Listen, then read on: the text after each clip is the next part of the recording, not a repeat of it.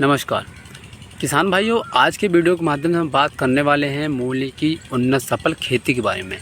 किसान भाइयों, मई और जून के महीने में आप किस तरीके से मूली की उन्नत सफल खेती कर सकते हैं, वो कौन सा सही तरीका है, कौन सी बेस्ट वैरायटी है और किस प्रकार जो है आप मई जून के महीने में मूली की खेती से अच्छा खासा प्रॉफिट यानी अच्छी खासी इनकम प्राप्त कर सकते हैं। सही दवाई कौन सी है और सही तरीका कौन सा है, सारी जानकारी आज आपको इस वीडियो के माध्यम से बिल्कुल लाइव प्रूफ दिखाने वाला हूँ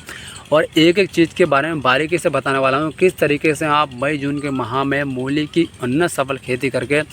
बहुत ही अच्छा प्रॉफिट कमा सकते हैं, वो भी मात्र 30 से 35 दिन के अंदर।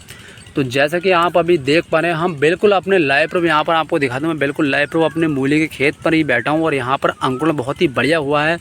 और बहुत ही बढ़िया आपको मूली क्वालिटी जो है वीडियो के अंदर दिखाई दे रही होगी। तो बिल्कुल लाइव प्रूफ दिखाने वाला हूँ कि किस तरीके से आपको मूली की खेती करनी है, बेस्ट वैरायटी कौन सी है, सही दवा कौन सी है और सही तरीका कौन सा है, जिसका अगर हम प्रयोग करते हैं तो मात्र 30 से 35 दिन के अंदर बहुत ही अच्छी इनकम यहाँ पर कर सकते हैं। तो चलिए किसान भाइयों बात करते हैं। तो सबसे पहले अगर आप भी मई या जून के माह में मूली की उन्नत खेती करना चाहते हैं तो सबसे पहले आपको ज़मीन को अच्छे तरीके से यहाँ पर तैयार करना है। ज़मीन को अच्छी तरीके से तैयार करने के बाद किसान भाइयों खेतों में आपने देखा होगा अधिकतर किसान भाइयों खेतों में मूली काली पड़ जाती है, तो उसके लिए हमें ज़मीन तैयार करते वक्त ही यहाँ पर दवाई डालनी है ताकि हमारी खेती में वो समस्या ना आए। तो उसके लिए आपको क्या करना, देखिए एक बीघे में आपको डोज बता रहा हूँ, उसके हिसाब से आप यहाँ पर अपनी खेती में डिवाइड कर सकते हैं। तो आपको एक बीघा के अंदर यहाँ पर 8 से 10 किलो DAP डालना है या फिर आप NPK डाल सकते हैं, दोनों में से कोई भी डाल सकते हैं। साथ में यहाँ पर आपको 1 केजी जो फुराडाना आती है, कार्बोफ्यूरान जो आता है 3G में, वो यहाँ पर आपको डालना है। तो देखिए इससे होता क्या है, एक तो ये होता है कि DAP के साथ में हम फुराडान का इस्तेमाल जब करते हैं तो जैसे ही हमारी मूली के अंदर अंकुरण शुरू होता है तो मिट्टी के अंदर जो हानिकारक कीट होते हैं वो मर जाते हैं और हमारी खेती में कोई भी समस्या नहीं आती।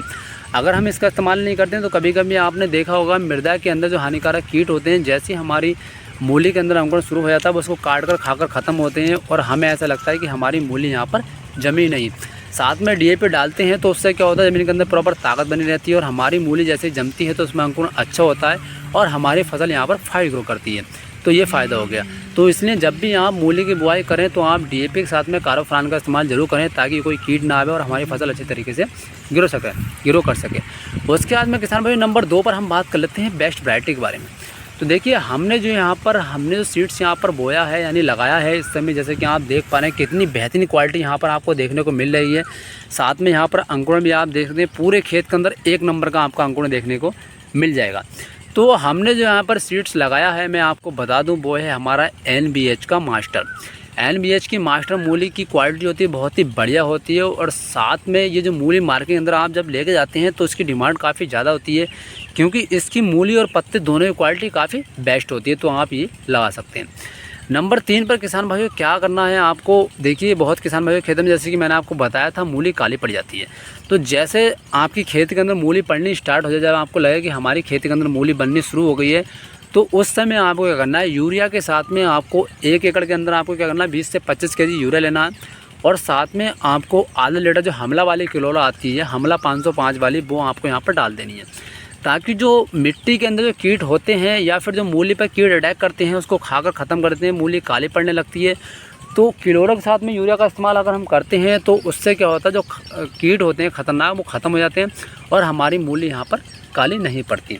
तो इस चीज़ का आपको ज़रूर ध्यान रखना है। अगर इस तरीके से आप खेती करते हैं तो आप अच्छी इनकम भी करेंगे, साथ में मूली के खेत में समस्या आती है वो आपके यहाँ पर